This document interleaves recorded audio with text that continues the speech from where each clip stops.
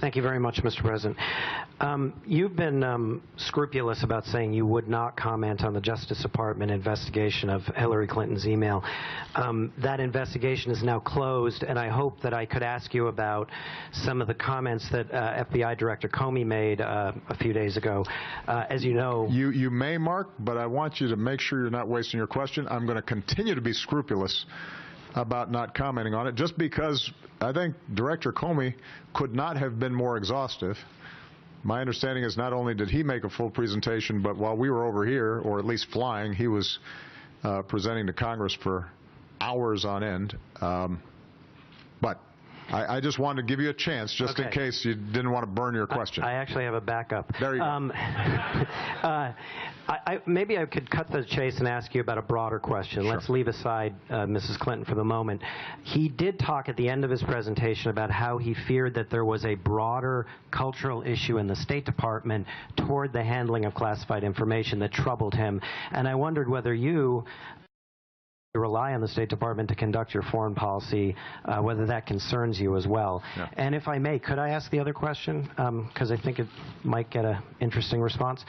You, last May, passed a milestone in that you were president longer when the country was at war than your predecessor, George W. Bush. And if you complete your presidency, as you will, with troops in Afghanistan, Syria, and Iraq, you will be the only two-term president in American history to have served with the country at war. And I wonder, given the way that you ran for office and the aspirations you brought into office, how you feel about that reality. And then a second follow-up on that. Should the American people simply resign themselves to living in a state of perpetual war, even if that war is not the all-out war that we think of in the 20th century? That was an interesting question. So, first of all, with respect to the State Department, I am concerned.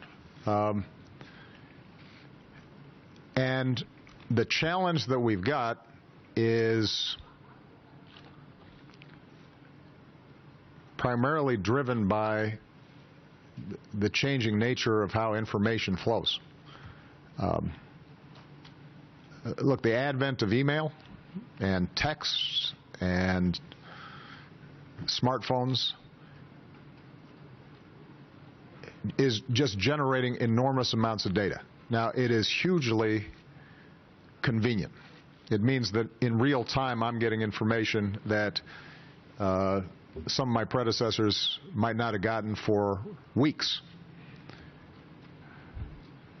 But what it also is doing is creating this massive influx of information on a daily basis, put enormous pressure on the department to sort through it, classify it properly,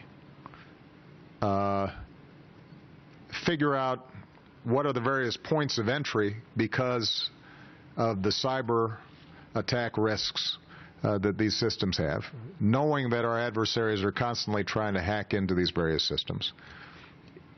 If you overclassify, then all the advantages of this new information suddenly go away because it's taken too long to process.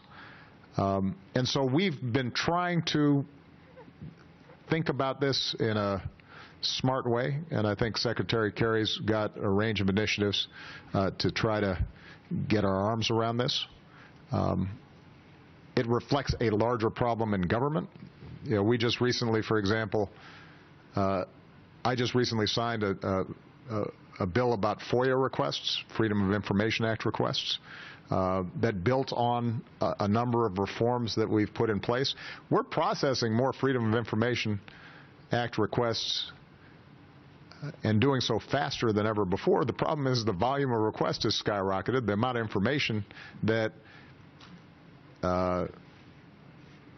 answers the request has multiplied exponentially. So across government, you're